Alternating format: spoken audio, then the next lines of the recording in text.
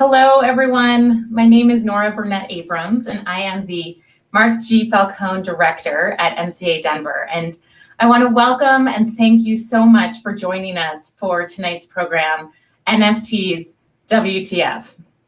This program was conceived as part of MCA Denver's effort to shine a light on different aspects of the contemporary art ecosystem and the accelerated pace with which NFTs have punctured that ecosystem made it a really compelling topic to explore. So tonight, we're going to explore the origins of the NFT phenomenon and what its potential impact on the production, distribution, and ownership of an artwork might be. We also want to try to situate this conversation within the context of the art, less on the market or the transaction value of an NFT. I personally was really interested in how the NFT is structured, much like early examples of photography or conceptual artwork. So the questions that we're exploring will try to ground NFTs in relation to other hallmarks of advanced conceptual art. And I want to say I'm extremely grateful to a close friend of the museum's, a lovely gentleman by the name of Zach, I will not reveal your full identity, who really suggested that we explore this as kind of one of our next topics for programming. So we are all in your debt, Zach. Thank you so much. Now listen, there's going to be a lot for us to cover tonight, and we're going to do our best to answer any questions that you might have. So please share those questions in the chat, and we will address them at the end of the presentation. I also want to ask you to please hit the red subscribe button below this video for more free virtual events like this one and other great content that we have. You can also find all of our great programming coming up at mcadenver.org/events. And, you know, I want to, of course, mention that we're thrilled to be able to present this amazing programming during these extremely remarkable times. And we're delighted that you're here to join us. But of course, it does take a lot to put this all together. So if you do have the means, please consider making a gift in support of MCA Denver. We suggest a donation of $10, which is what we would normally charge for tickets in the pre-pandemic era. But of course, really any amount helps. So thank you for your support. And now with all of that out of the way, it's my pleasure to introduce you to our special guest this evening. Amy Whitaker is a leading blockchain researcher in the arts and an assistant professor in visual arts administration at NYU. Her research explores the frictions between art and markets and proposes pioneering systems of economic support for artists using fractional equity and blockchain. She is the author of 3 books, including Museum Legs, Art Thinking, and the forthcoming Economics of Visual Art. She has worked on blockchain as an advisor to the company Bitmark since 2014. Please join me in very warmly welcoming Amy Whitaker.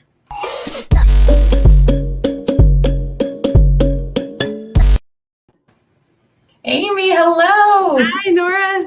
Do you always get that kind of a digital jam session before you appear on screen? That's right. You've done me the kindness of using my standard Zoom teaching intro video. I really appreciate it. Well, after this, we're going to NFT it, and then we'll see if we can make enough to do this again. Amy, thank you so much for being here tonight. I'm so excited to get deep in NFTs with you. I know. It's been such a pleasure to talk with you about it already. Thank you so much for inviting me. And also, thank you to your amazing colleagues at MCA Denver and to everyone spending time with us today. Excellent.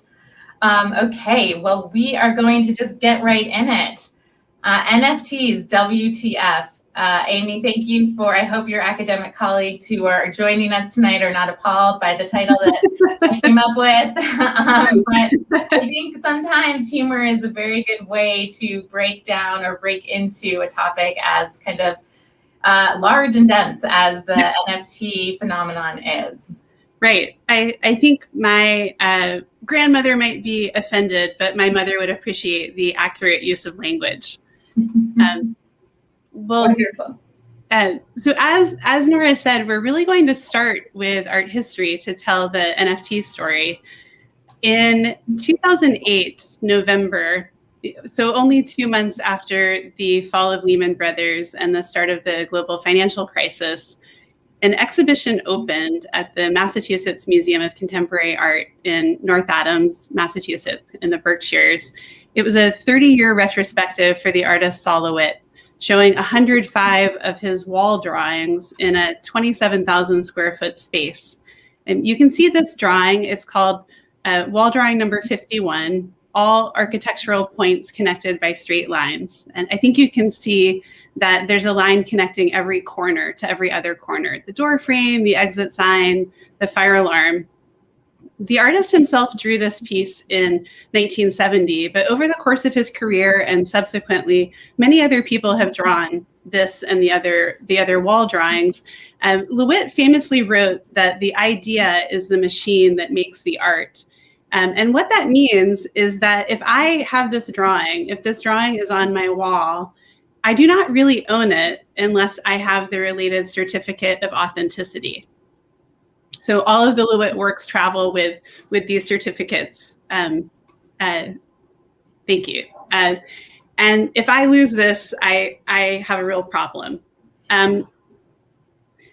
So I want to say that if we start with this question of what is an NFT, I might argue that Saul LeWitt, even though he was operating in a very different political valence of art making, that you might say that this work encapsulates the idea of an NFT in that it's an image, and an image that many people could have or access or copy. But if you don't own the certificate, you don't own the work. And so in this way, an NFT is an artwork or an image that is wrapped inside a certificate, or in this case, a piece of coding that makes it function as a unique object. Enter the NFT, that I think is the reason we're having this conversation. This particular NFT, yes. This particular NFT, which has earned the title of the program. This work by Beeple, the artist Mike Winkleman, he made an artwork every day from 2007 to the present and put 5,000 of them together in a piece that you or I could own. I do own as a high-res JPEG, but there is one person in the world who bought this work in earlier. One entity. Yeah, the person, Metacoven, who bought it on behalf of an NFT investment fund that subsequently all of us are offered an invitation to own shares in. And Metacoven bought this work on March 11th at Christie's for $69.348 million. I think the person who summed up the sale most accurately, credit where it's due, is Beeple himself in the following tweet, which I think speaks for itself. So next slide. So this is really part of a larger NFT phenomenon over February into March, especially. So for example, the month before February 16th, this work, Nyan Cat, and yes, that's a Pop-Tart, the Nyan Cat sold for $590,000. This is a graphic that has been on the internet since 2011. And Amy, where did this one sell? Because the Beeple, part of the phenomenon of the Beeple sale was, of course, that it was at Christie's, which is the prestigious, centuries-old auction house that sells not just fine art, but wine, homes, watches, jewelry, etc. That's such a good question. I can't remember exactly which of the NFT platforms. A lot of these sold on Foundation and Nifty Gateway and some others. But what you're kind of getting at, Nora, is that there's NFT activity and then there's art market sanctioned activity. And the Beeple was this crossing over of a threshold from one into the other. So there are actually some Beeple sales prior to the Christie's sales, closer to the $8 million range, that happened on some of these other platforms. But this Beeple sale was important because Christie's had kind of validated it. And in fact, to me, one of the most striking statistics from that sale is that 91% of the bidders were new to the auction house. Yeah, and I think that that's in part probably why we're even here tonight, which is because it did get wrapped in this like patina of art world legitimacy. And I think it caused such an uproar for some of those who have been a part of that art world because it didn't seem to kind of, it seemed to not necessarily meet the standards of, not that many things have sold for $69 million, but I think how it kind of was this rocket almost out of nowhere that altered so many of those who are kind of, pillars of this art world, kind of rocketed our worlds. And I think that the role that that particular marketplace played in that is an extremely important point in terms of validation and legitimacy. Completely. And the fact it was on the cover of the Wall Street Journal, my brothers had started coming up with fake conceptual art projects to, what if someone took it in a yard and shot it with a gun and named it after Chris Burden and made the cover of the Wall Street Journal. It really became a phenomenon for all of us. And I have to say, I could not have been more shocked. And I continue to be shocked. I was on a panel on NFTs at the Frick when I learned the actual sales price. I just assumed that it sold for under $10 million. I love The Price is Right, and I am pretty terrible at it when it comes to the art market, apparently. And, I think all of us were, people included, were quite shocked. And then it just really took off. I was honored to be interviewed for a Time magazine article, and then really confused when the cover of that Time magazine got NFT'd by Time. It felt, very much like the land was shifting out from under all of us. So I think what I want to do is just kind of run through really pretty quickly. So, this will be kind of, if it's Tuesday, it must be Belgium pacing of what's an NFT and what's a blockchain, because what I'm excited to do is kind of be in exchange with Nora about the kind of art history story. But I feel this responsibility to kind of take us through the, just in brief, a few of the beats of the NFT story. So I think a starting point is that an NFT, very, very narrowly defined, is an ERC 721 token that lives on the Ethereum blockchain. The Ethereum blockchain was started in 2014 by this person, Vitalik Buterin, who, if you're curious about him, is interviewed by Hans Ulrich Obrist, the curator in Tank magazine in 2018. ERC 721 is a coding standard that you can use to make a non-fungible token. And what's important is that a fungible token is like a dollar bill, it's interchangeable. A non-fungible token is not interchangeable. And so it functions like an original object, often represented by an image, hence the function a bit like a work of art in the market. Next, that's Vitalik. So the backstory, if we kind of roll back to the prequel and then the prequel before that, is that blockchain itself was started by Satoshi, or people think was started by Satoshi Nakamoto, January 3rd, 2009. He or they or a group or she launched the Bitcoin blockchain with what's called a Genesis block.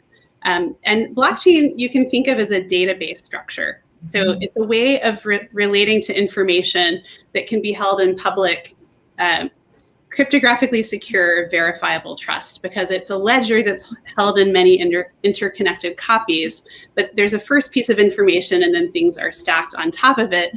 The Genesis block of the Bitcoin blockchain is the headline from the Times of London, Chancellor on the brink of a second bailout for banks. So this is a few months after the Lewitt show and opened, and a few months after the financial crisis started.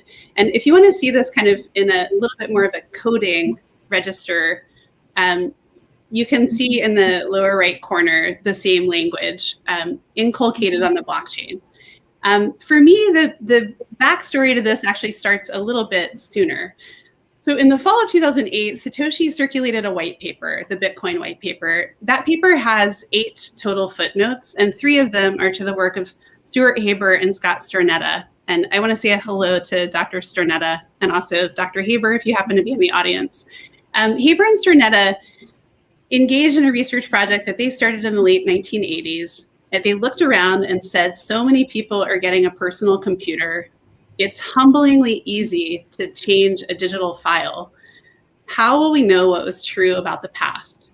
And how will we know without having to trust a central administrator? So this is a poetic question, and it's a poetic question at the heart of museum practice. And the paper that they wrote in 1991, How to Timestamp a Digital Document, that paper is also poetic. It has the rape of Lucrece on the passage of time as the example of like the block of information, or the Juventus who will guard the guards as a block of information. It has this kind of liberal arts connection. Haber and Stornetta actually started a blockchain company in the early 2000s called Surety.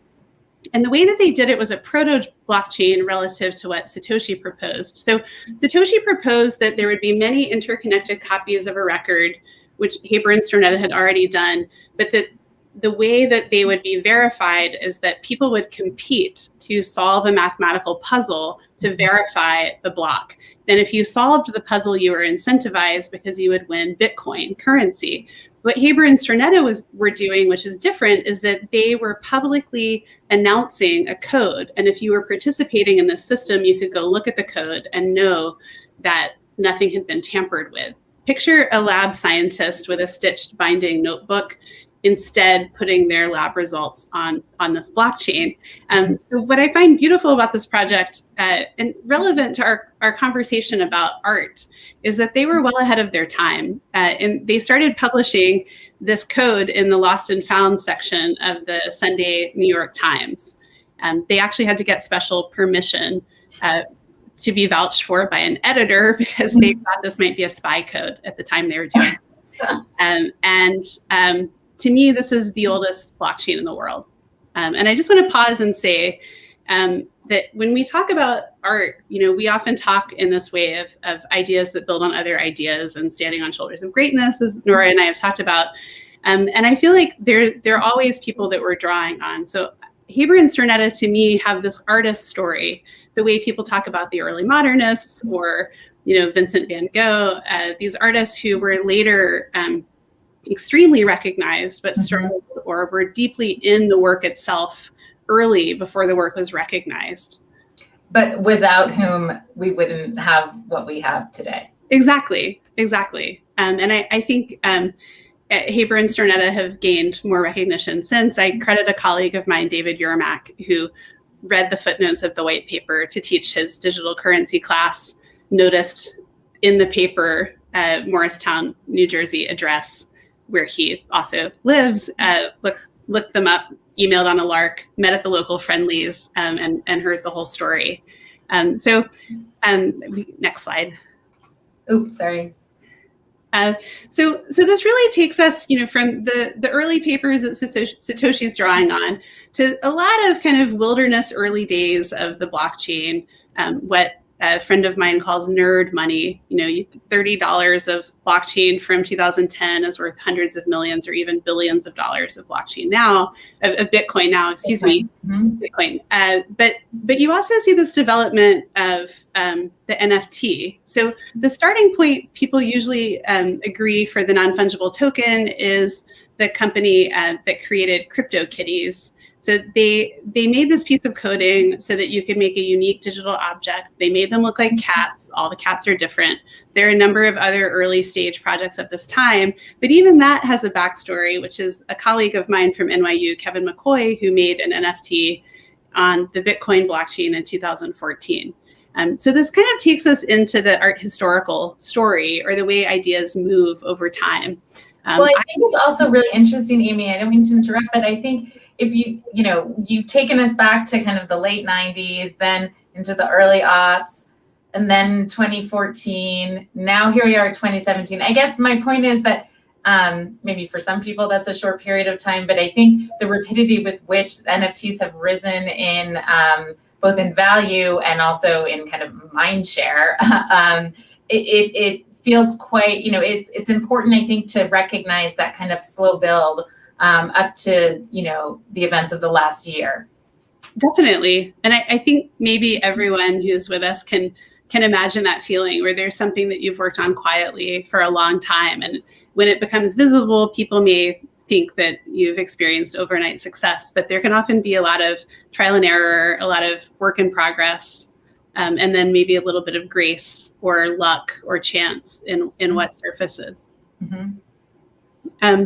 So if we start to tilt toward the art history story and how we kind of contextualize this, I think back to some of Jenny Holzer's work. I used to work for her, and in the late 70s, 1977, she made the truisms, and one of them is everything that's interesting is new. And I think maybe what we're left with, and when we start to talk about NFTs, is that everything that's new has actually been around for a while or drawn on a longer history. So Nora, I would love to kind of hear how you contextualize this kind of art historically. Absolutely. Well, I think, it really builds on what you said at the very beginning in terms of Sol LeWitt, the kind of pioneering conceptual artist who conceived of a series of wall drawings. The first one we're looking at now, which dates to 1968. But he also really was, certainly not the first, but a real adapter and champion of the idea of conceptual art, meaning that the idea of the work was the work, that however it materialized, however it lived on the wall or in some other capacity, was far less important than the initial concept. And he had pioneered many breakthroughs in his career, moving directly to the wall as this series of work does, removing any kind of interfering or any barriers between the materials and the wall, going straight to the architecture rather than having an intermediary of a canvas or a paper or some other object. What he really wanted to do was to allow for as many people as possible to execute based on the series of instructions that his work comprised. And I think for some, this quote will be very familiar, but for those who are new to conceptual art or new to LeWitt, I think it's extremely important to underscore how he viewed himself as a, quote, serial artist, not as an artist who, toiled alone and it was his genius, that created the work of art from his hand. But in fact, it was really about putting into play a series of actions, a set of instructions.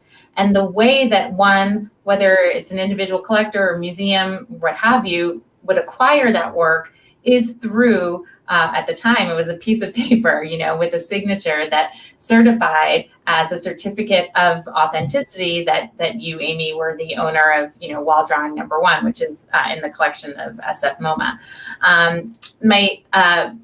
For me, this is such an important kind of backdrop to the NFT conversation because it makes it's the language that the NFT structure kind of relies upon and is built upon, that idea that there can be infinite copies in the world. And I'm sure that many people have made their own kind of Sol LeWitt in their homes, but they're not legitimate Sol LeWitts, if you will. They're not legitimate wall drawings, much in the same way that we have endless copies of images and digital objects, but we don't own them because we don't have that the imprimatur of the original. And I think that it does, and I'm going to toss the mic back to you, but I think it does create a really kind of provocative set of possibilities if we're looking at that certificate, if we're looking at that kind of that imprimatur of authenticity as what we value. Well, what happens when it leaves the artist? What happens when it goes out into the world, and how does the artist continue to stay connected to it other than through authorship, but not through ownership? Yeah, I love how you say that, Nora. And I think it leads beautifully into this shift in the late 1960s and early 1970s, perhaps in relation to artistic production and also perhaps in relation to larger events, circa 1968, of what's called the Artist Reserve Rights Transfer and Sale Agreement, which was written by Seth Siegeleb and Robert Perjansky. And it allows, as Nora is saying, for artists to exert authorship or autonomy or decision-making in their work when it starts to recirculate in exhibitions or in markets in the future. They can retain resale royalties, they can request to always know who owns their work, and they can apply other kind of standards. This is important also because this exact contract and its terms have been adopted by a number of blockchain companies. So there are actually NFTs and related digital works that sell with these terms. And we'll talk about that a little bit more toward the end. This came about from a specific moment in 1969 when the artist Takis went to the Museum of Modern Art, where his work, telesculpture, was on view in an exhibition. He disagreed with the curator's means of showing the work. So even though this work was actually donated to MoMA by the Menils and the Dominials, and it was also owned by MoMA at the time, nonetheless, the artist went into the exhibition, physically took the artwork, and walked into the garden, the sculpture garden, and waited for the director to come out and tell him it was okay, that they would take his work out of the show. So again, these questions of autonomy, these questions of how artists kind of specify terms, which in a blockchain world would be inculcated in a smart contract, and in this world, we're in this document. I think also, Amy, what you're getting at is the idea of kind of affirming in perpetuity how a work, in this example, how it should be displayed or how it should be presented, how it should be set up to be engaged with by the public or not. Those decisions are often, left to, if the artist is not there, or if the artist is no longer alive, they're left to the curator or the dealer or whoever is organizing that presentation, the collector. And I think we could each come up with dozens of stories in which artists have become aware of their work being installed in a certain way that made their, blood boil. And so there's the possibilities for kind of ensuring artistic vision, not just ownership or, kind of monetary attachment, but to actually think about, because artists can leave instructions in a certain way and it's open for interpretation, and it often does get interpreted not according to the artist's wishes. No, definitely. And I think you're kind of teeing up our next decade, where the autonomy of the artist may get swamped in some other. Over to you. Yes. Well, I think that, we moved from the 60s to the 70s to the 80s, which is a radical shift. If the 60s and 70s were kind of radically swinging against the developments of the 40s and early 50s with abstract expressionism, we, kind of swing back. The pendulum swings in a totally different direction with the early 80s.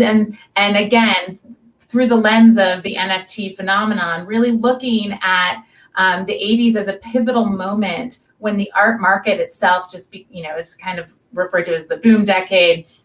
This is when the market is king, and let's be clear, it was king, not queen, or any other title. And obviously, Jeff Koons is kind of the iconic symbol of that, kind of raging market force that, I think as you and I were talking about this program, you mentioned a certain scene from a film called Wall Street with the pasta maker and Charlie Sheen and Daryl Hannah. And for those of you who actually have seen that, it's a good context. They're stapling up the fake exposed brick wall, and I think there could be a pasta maker. I remember a sushi maker. That's probably but it actually vivifies that kind of kitsch culture that was on steroids in that era, and that is what Jeff Koons clearly exploits. He's looking at a kind of and he's celebrating vernacular culture, popular culture, and kind of putting under the spotlight, and in a very almost obnoxiously large way, really putting out everything that had been suppressed in kind of high art, if you will, prior to the 80s. Really, this work, Michael Jackson and Bubbles, is the modern day Pietà, but he's really recognizing that celebrity culture is our religion now. And it really reflects the reign of popular culture in terms of a registry of images of what is valued, of what is recognized, and what is celebrated. These are gilded porcelain, kind of larger than life figurines that both reflect value and also symbolize a kind of lifestyle of decadence and wealth. And it's kind of both illustrating and also concentrating wealth, given like its market value. I think the power of a work like this, and the reason why we wanted to include it here, is that it really both documents and it embodies a kind of consumptive desire or pleasure. So as we discuss the work of art, we're talking about it very much in terms of its monetary value, that critical value is so intertwined with its market, its role in the market, that they cannot be decoupled. And I think that, in the way that you mentioned Van Gogh as a kind of an icon that anticipated so many developments that happened, certainly creatively and historically over the 20th century, you can look at some of the events of the 80s and the breakthroughs, if you will, that an artist like Koons kind of really pushed out into the world as having taken us to an even more kind of accelerated conflation between kind of intellectual, creative, even conceptual practice with the marketplace, that collapse almost of, what is in a museum and what is in a market, really kind of coming together. It's all anticipated, and it is really kind of seated in this era. Completely. I love that. And I think, if Koons is at this sort of pinnacle of what you're saying, of the kind of symbolizing money and kind of structurally embodying the market. And I just want to say, I've never understood why that work was a pietà. I've heard him say that in a lecture, because wouldn't bubbles not be upright? But I didn't feel comfortable asking that question, so I'll never know. We can talk about it offline. Okay. But I think it's quite interesting, the structure of the market. And in a way, you could say that toward the end of the 80s, you get to a point where there's such a knowingness of the market and the performance of the market and consideration of the work of art within and in relation to the market, that you start to get things like the development of institutional critique. This is a work of Andrea Fraser, Museum Highlights, a video piece where she goes to the Philadelphia Museum of Art and creates a kind of persona of a docent who takes people around on a tour. But instead of showing the masterpieces of the collection, she shows the water fountain or the exit sign, sometimes in the rhetoric of art history, but sort of calling attention to the structure that we're operating in. And I think at the same time that there's this critique within artistic practice, there's also an incredible acceleration of the international art market. For example, the opening of Art Basel Miami in 2002, but this phenomenon of kind of global travel, destination selling at fairs, marquee auction sales continuing. And so the market is quite strong, and institutional critique continues, but really we have this kind of ascendancy of the market structure.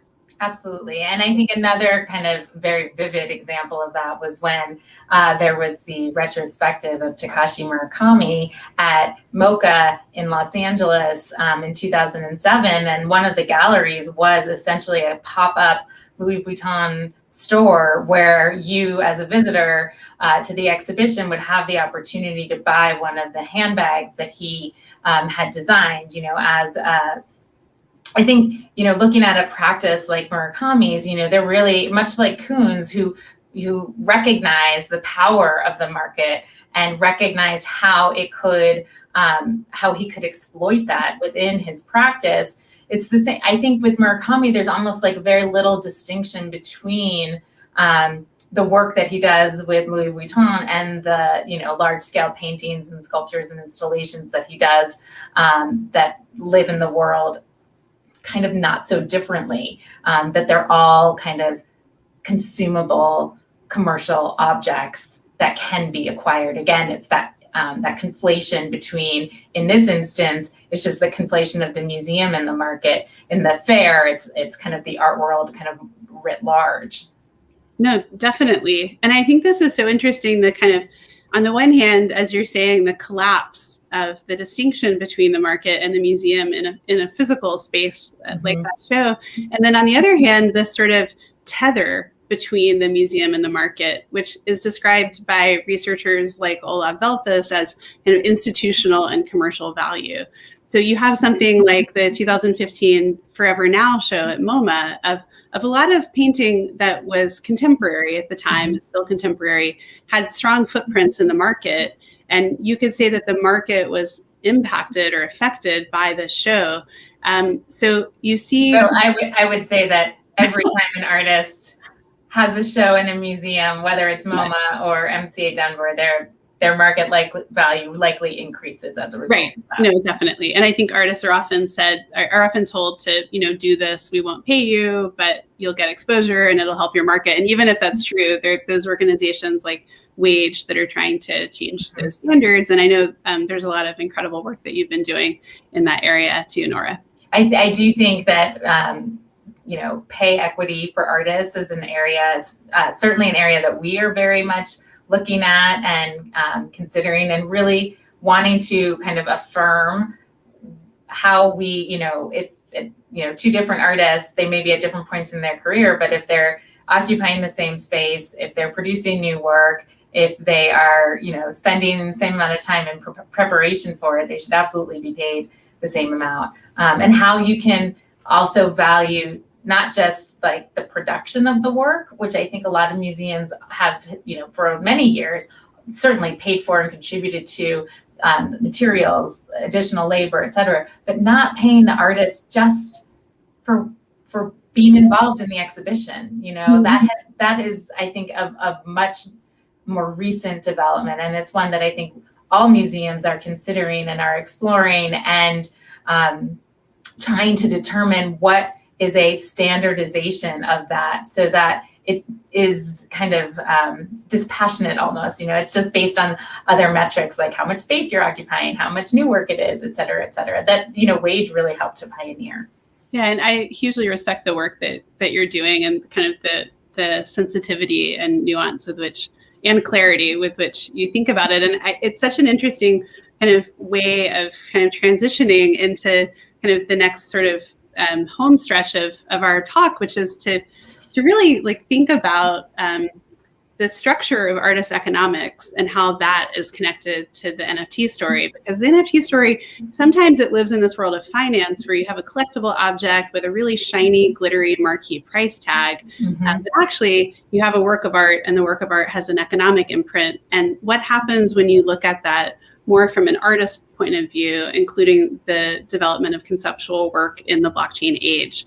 So here we have a show from 2019 programmed at the Whitney. You can see a LeWitt on the far wall and a Casey Reese on the left, of which more soon.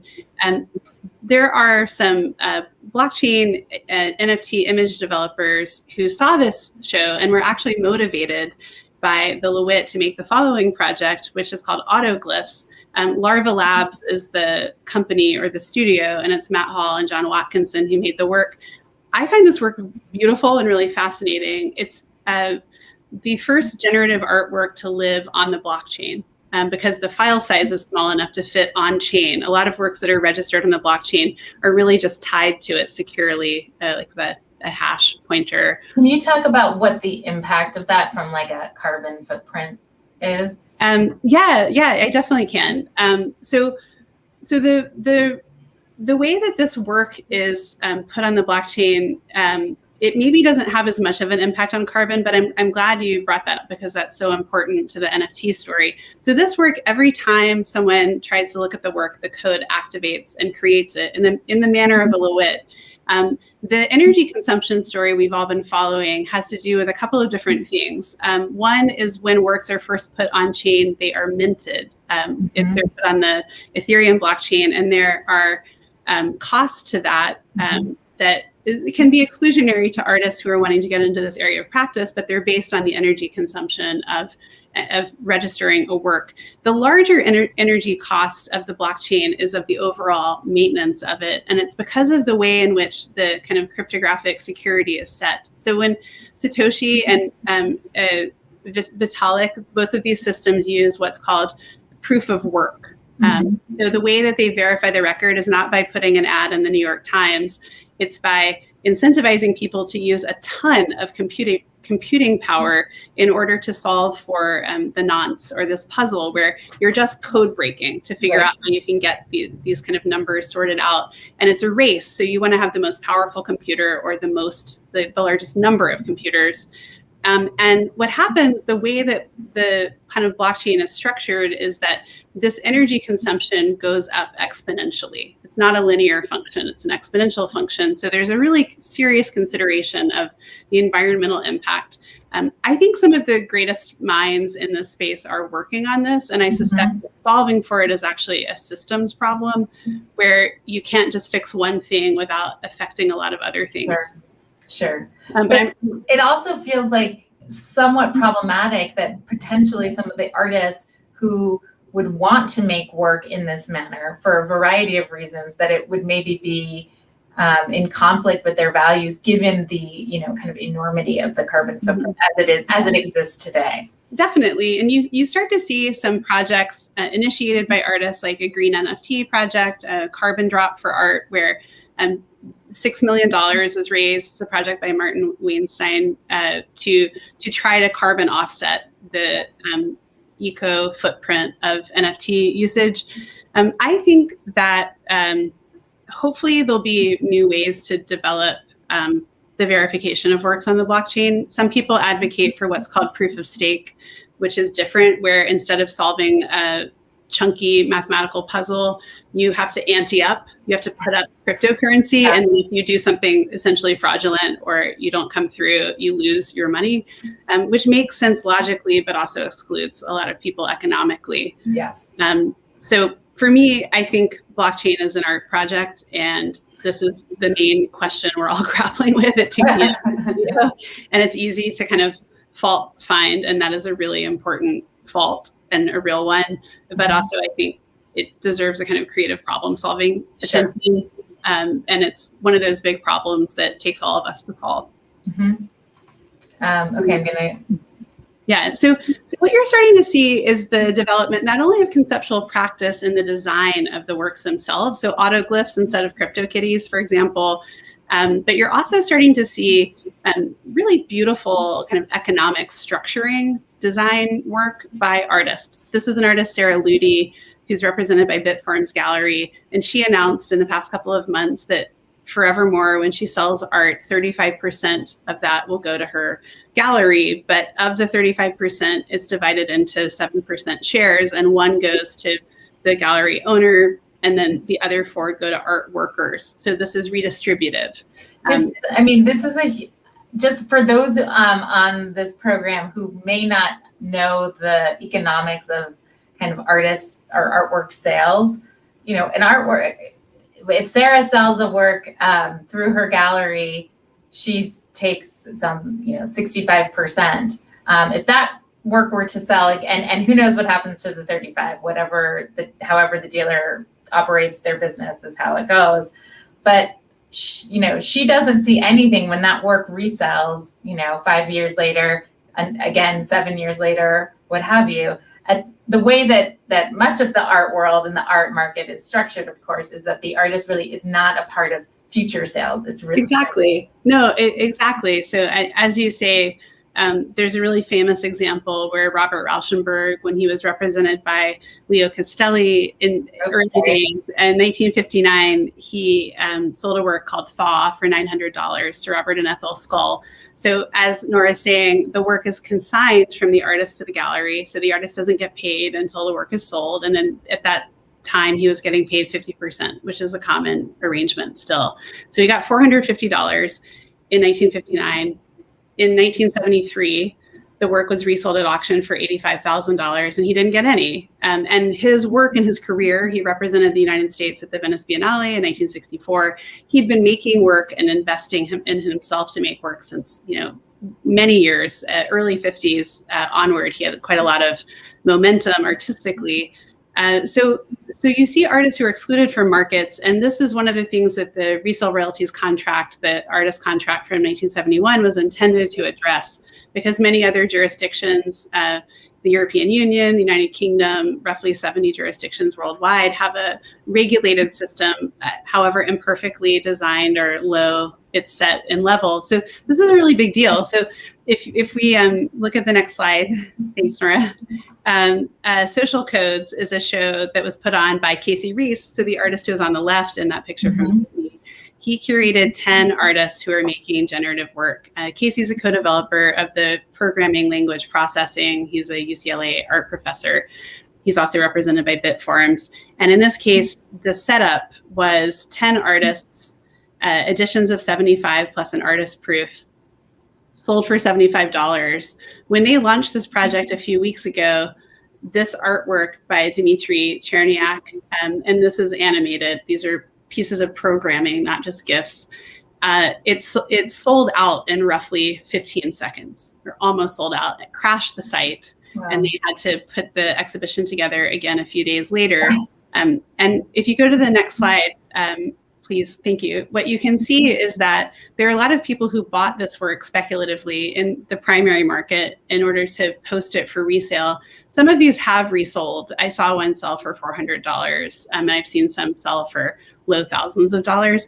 But what's interesting here is that in addition to a resale royalty function, so whenever the work is resold, this artist gets 10% of the new price. In addition to that, all of the artists in the show own the full set of works. So everyone benefits or has the option to benefit when one person benefits. So you are in the show. Can you explain why, edition 21 of 75 is valued at $444,000 and then World 60 is only at $4,800. People are always trying to kind of get by with what they can. I mean, auctions are well studied as a quote unquote perfect price clearing mechanism in economics. We know them in art to be highly performative. Yes. And a lot of behind the scenes work. And we know artworks to be priced by these kind of complex sociological pricing scripts of, but fundamentally, these are just asks. These are like, I would like this job and I'd like you to pay me $1 billion a year, or, so it's more like I'd be willing to sell at this price. These are just offered prices. This candy bar is $1. That's okay. What this is. And it's interesting because you can see the edition numbers. So you can see how early in the run it is. And you can tell that some people bought multiple copies. There are 2 here by Satoshi. When they relaunched, they limited everyone to 1 of every work. But I think it's interesting that any artist in the show, if they wanted to, they could sell their Cherniak and they could try to sell it for, several $1,000s. So everyone's brought along. And that's not any different from, buying a work by Rashid Johnson and then trying to sell it, afterward. These are, they're flippers. And you've seen that happen a lot, like Destiny Ross Sutton's work to place limits on works that are sold in real life, where she was selling work by a lot of Black or of African descent artists whose work was being flipped in markets. And she said, if you buy a work in the show, you cannot resell it for 5 years, and there's a resale royalty that goes to the artist. So there are people who are using these strategies kind of for physical objects and for digital objects. Right. And I think it's important, both artists retaining equity, so they have exposure to the upside if their work resells for a lot of money, and also artists pooling risk and collaborating so that if one succeeds, they all succeed. And I think that's a point to definitely underscore here, that all of the artists have ownership of all of the works that were made available in this particular sale. So it's really kind of shifting from that kind of singular visionary artist, kind of fraudulent idea to really like a kind of a value shift that, I don't want to benefit personally. I want everyone to share in, and I also could benefit from others. It's a radical. Yeah, it's really fundamental. And you see this in other industries.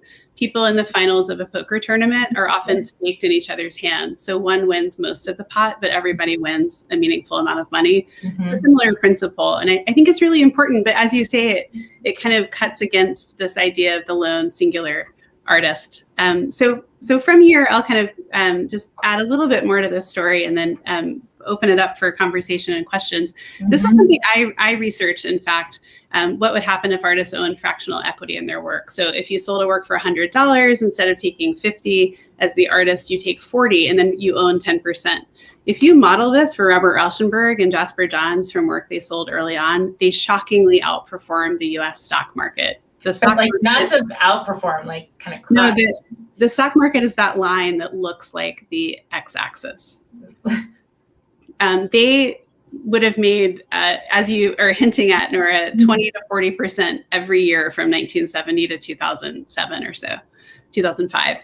And that is really shocking, but you find similar patterns even when you look at larger groups of artists represented by galleries. So I guess where I would kind of start to conclude and open it up, if we go to the next slide, please, is that, conceptual art has always had some economic form. Often that economic form has had a political purpose, like democratizing access. So when Solowit was making wall drawings, he was also pioneering artist books. This is a detail from the autobiography of Solowit. And then next slide, please. And you also see really new projects where artists are experimenting with economic form and also NFTs. This is a piece by Cole Wilson, which will be launched at Praise Shadows in collaboration with a company called Fairchain in another month or two. And Cole has taken the tattoos from Otzi, the Bronze Age or Copper Age mummy that has his own museum roughly in northern Italy. And she had them previously tattooed on her own body using blood and pigment, so they reabsorbed. And the museum gave her permission to make them into digital files, which are being created into a functional NFT, if not technically on the Ethereum blockchain. I think this is a kind of poetic project. And I think, next slide, please. It kind of takes us back to the Beeple moment and questioning the Beeple moment. So I think this is interesting in the way that Koons is interesting. The market is the medium. We're watching something profoundly performative with markets. And in this case, very complicated, would not happen in finance for someone to buy a work with such a conflicted set of interests where they're putting it into an NFT fund necessarily. Can you just pause real quick and just let's break that out, what that conflict is. Well, I'm not sure it's technically a conflict. I like an insider. It feels like one. It feels very overdetermined. Yes. Like if you were bidding against him and you're like, wow, I would have paid $50 million for that. It's kind of unfair. Like he's swimming in flippers because he's not just paying what he wants for the work. He's paying the value of the work in an NFT fund.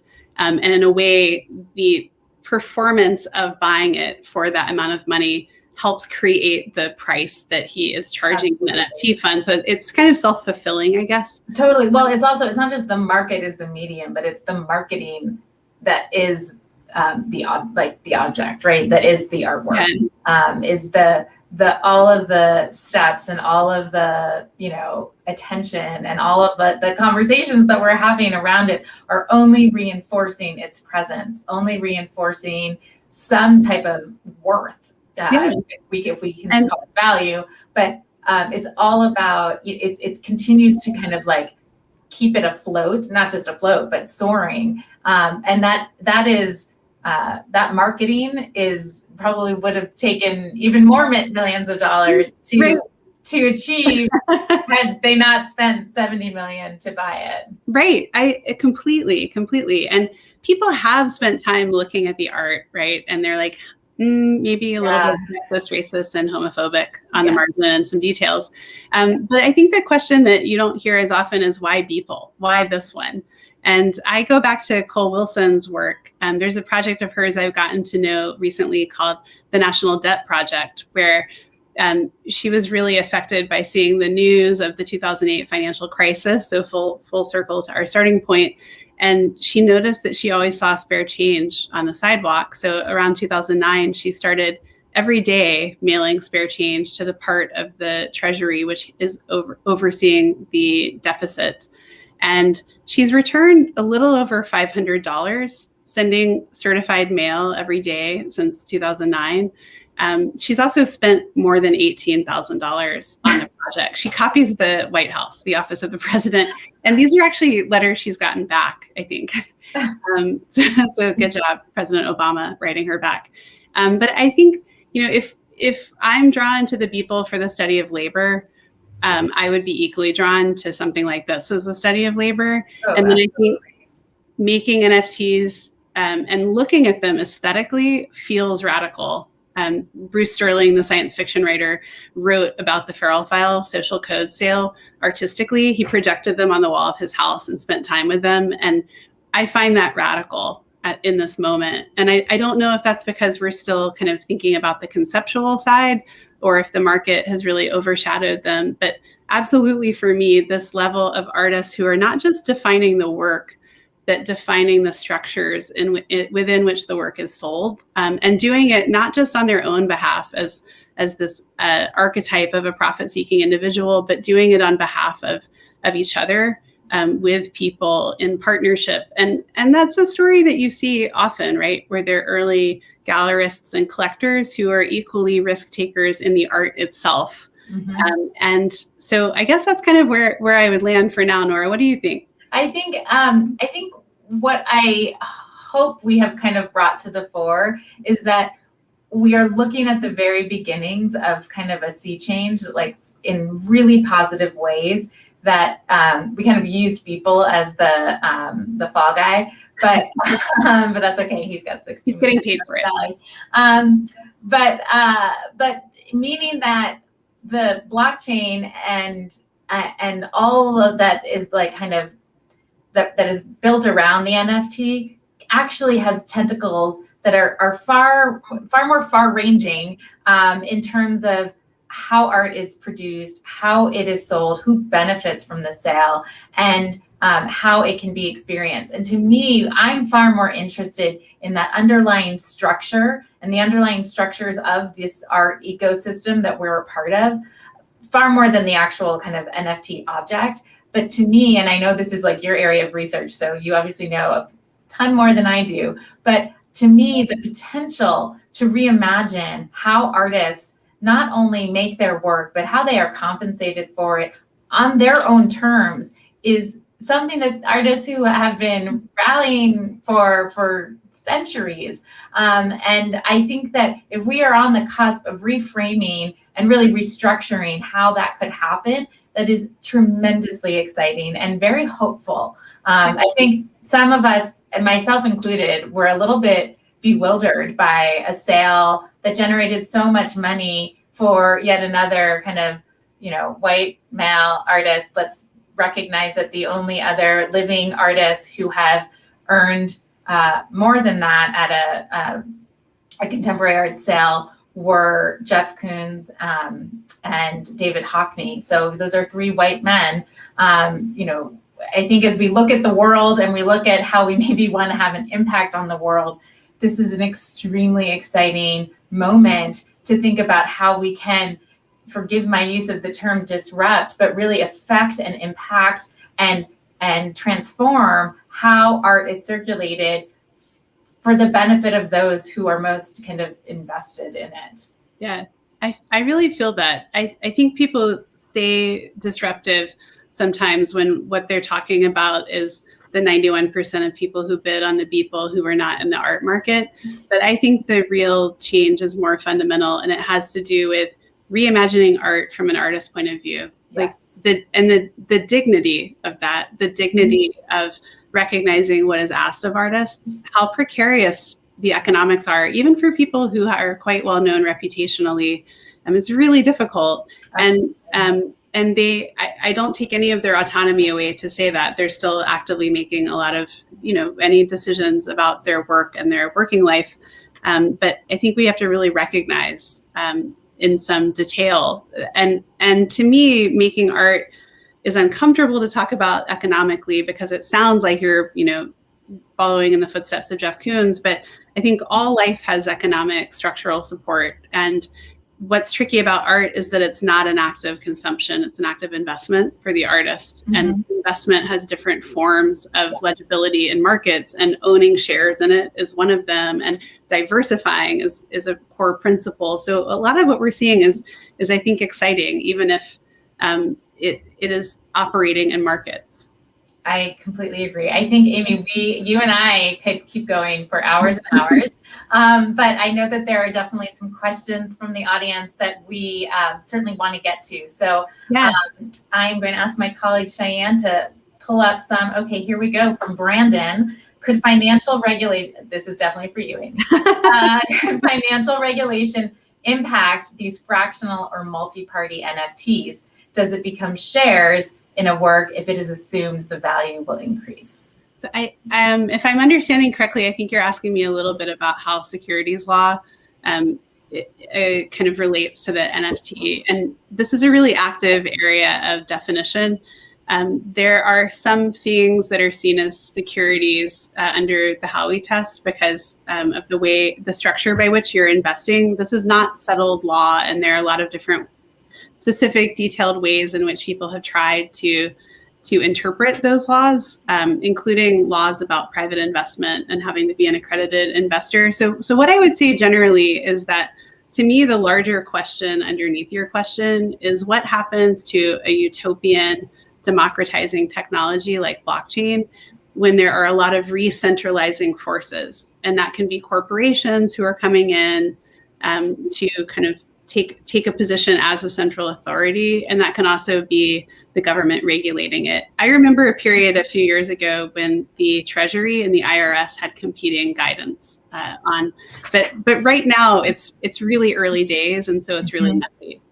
Everything's taxable. Like, you wouldn't want to buy a candy bar with Ethereum, and I think, out of an abundance of caution, a lot of people are treating these things like securities, and a lot of people are kind of buying them and holding them and not reselling them while everything gets settled. All right, from Shauna, can Amy share who she would name as being on the leading edge of the environmental issues? Yeah, so a couple of people who are covering this really well in the news, who I would follow, because I think the names of these people will change a lot. Rhea McNamara, who was writing for Hyperallergic as a Tremaine Fellow, but is now independent. Hold on. I think it's Brian Kahn, the editor of Gizmodo Earther. He's doing some really smart writing on this.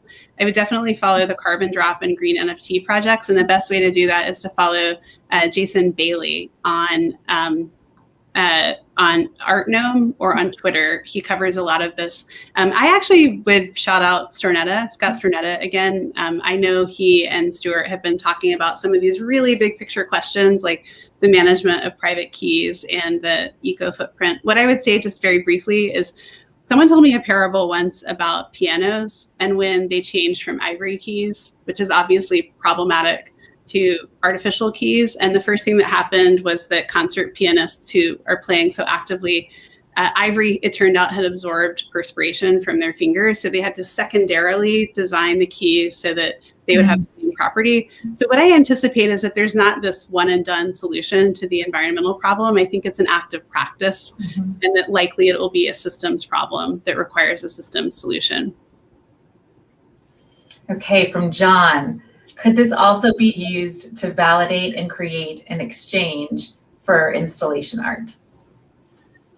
Well, I'll start, and then I'm going to pass it to you, Nora. I'm a little nervous about that.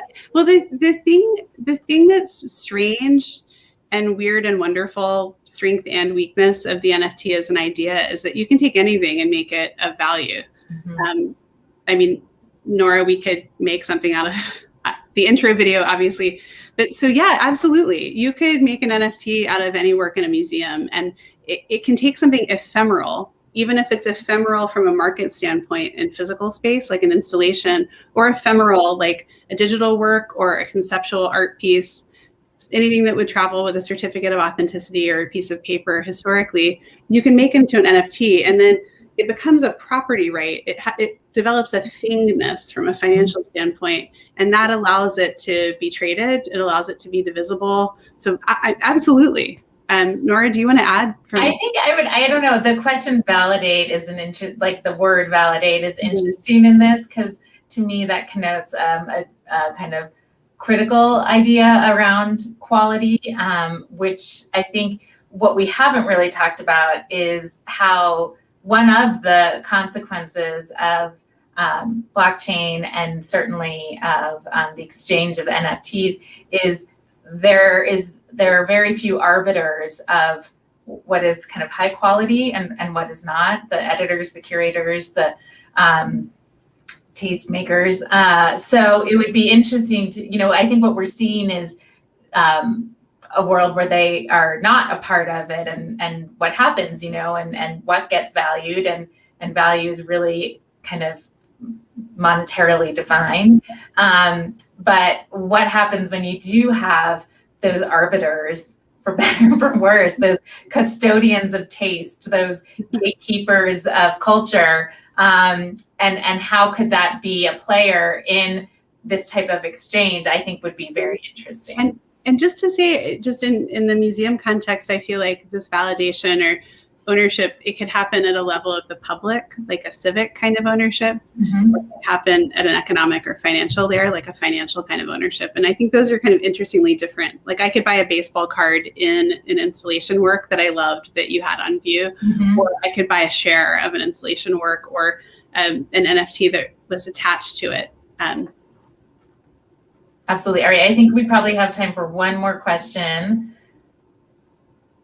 Can you discuss, this was actually posted on our Instagram a couple of days ago. It was, can you discuss the flimsiness of the entire hosting structure and how artists might just be being used for money laundering? Wow, that was an intense question.